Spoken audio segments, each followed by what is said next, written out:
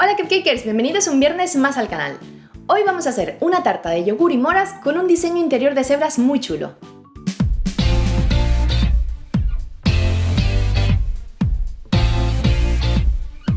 Lo primero que nos llama la atención de esta tarta es que nos recuerda a las cebras, obviamente si fueran moradas. Aunque no lo creáis, esta técnica es muy sencilla de hacer, ya que no requiere ninguna habilidad especial. Esta tarta también me gusta muchísimo porque se hace con yogur y moras naturales. Por eso queda con un sabor muy natural y con el color moradito típico de las moras sin necesidad de utilizar colorantes. Así que si quieres saber cómo se hace, pues quédate a ver el vídeo porque la receta empieza ya.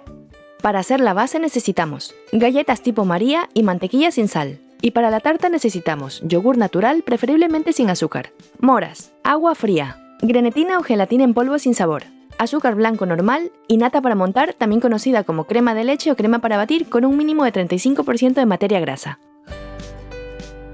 Empezamos triturando las galletas en un procesador de alimentos o batidora. Así nos quedarán muy finitas y perfectas para que la base nos quede compacta. Hecho esto, nos llevamos la mantequilla al microondas o un cazo a fuego bajito para derretirla. Una vez líquida la vertemos sobre la galleta y removemos hasta que todo quede bien mezclado. Como veis, si presionamos un poquito la galleta queda compacta, así que está perfecta para hacer la base de la tarta. En este caso utilizaré un molde desmontable de silicona de 23 centímetros de diámetro, pero se puede hacer en otro tipo de moldes. Lo que sí os recomiendo es que si no es de silicona, forréis las paredes del molde con papel de acetato para que se desmolde bien. Una vez tengamos la base de la galleta bien prensada, nos lo llevamos a la nevera o refrigerador un mínimo de 15 minutos mientras seguimos con la receta. Ahora dividimos la gelatina en polvo sin sabor en dos partes iguales, ya que haremos dos mezclas por separado. Del mismo modo dividimos el agua fría para hidratar la gelatina. Removemos bien y la dejaremos así durante 10 minutos para que la gelatina absorba el agua. Pasado este tiempo veréis que la gelatina parece una esponjita, así que está perfecta para llevarla al microondas y calentarla un poquito para que se disuelva.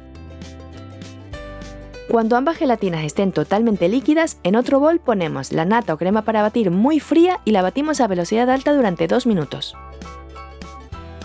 Pasado este tiempo añadimos todo el azúcar y batimos durante 1 minuto más o hasta que la nata haga picos suaves. Así ya tendremos la nata semimontada lista para la receta. Por otro lado vamos a triturar las moras. Y esto lo podéis hacer con una licuadora, una batidora de mano o de tipo vaso, lo que tengáis más a mano. Aquí lo importante es que después de triturarlas las pasemos por un colador.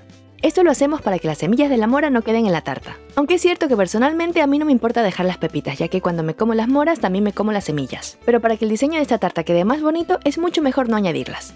Una vez lo hayamos colado, tendremos una salsa de moras con un sabor intenso y totalmente natural. Ahora añadiremos la gelatina que habíamos derretido a la salsa de moras que acabamos de hacer y al yogur natural. Removemos un poquito y vamos al siguiente paso. Ahora separamos la nata semimontada en dos partes, y si queréis hacerlo con mayor precisión podéis ayudaros de una báscula o una balanza. Una vez listo, con movimientos envolventes vamos a integrar en cada uno de los boles de nata el yogur y la salsa de moras por separado. Así al final tendremos dos mezclas deliciosas con las que haremos el diseño de cebra de la tarta. Las dos mezclas tienen una textura de mousse y ya os digo que están muy ricas, pero la verdad es que juntas me gustan muchísimo más. Por eso esta tarta, aparte de quedar con un diseño tan divertido, también está buenísima. Ahora sacamos el molde de la nevera y vamos a poner las dos mezclas. Para conseguir el efecto que queremos debemos poner siempre ambas mezclas en el centro, así que pongo un poquito cada vez. Para ser exactos os cuento que estoy poniendo 100 gramos de cada mezcla, y así de fácil se crearán las capas de nuestra tarta cebra. Como veis, la parte superior queda con círculos concéntricos. En principio parece el dibujo de una diana, pero ya veréis que el corte de la tarta tiene un diseño de cebra muy chulo. Cuando terminemos de añadir las mezclas, golpeamos un poquito el molde sobre la mesa para que se asienten bien. Y ahora sí, lo llevamos a la nevera o refrigerador un mínimo de 4 horas para que cuaje la tarta. Pasado este tiempo, estará lista para desmoldar. Y para ello os recomiendo utilizar una espátula o un cuchillo un poquito mojado para pasarlo por los bordes. Así será mucho más sencillo y no corremos el riesgo de que la tarta se rompa al retirar el molde. Cuando terminemos, desmontamos el molde y ya tendremos nuestra tarta terminada. Como veis, tiene un color muy bonito con todos los circulitos blancos y morados. Pero lo mejor de esta tarta es su corte, porque el interior sí que tiene un diseño de cebra precioso. Me encanta esta tarta porque, como habéis visto, es súper fácil de hacer, queda muy bonita y además está deliciosa. Y lo mejor de todo es que la podéis hacer con otras frutas como por ejemplo fresas, arándanos, frambuesas, durazno o con la fruta que más os guste. Así que la tenéis que probar sí o sí para que os divirtáis disfrutando con más sabores y colores.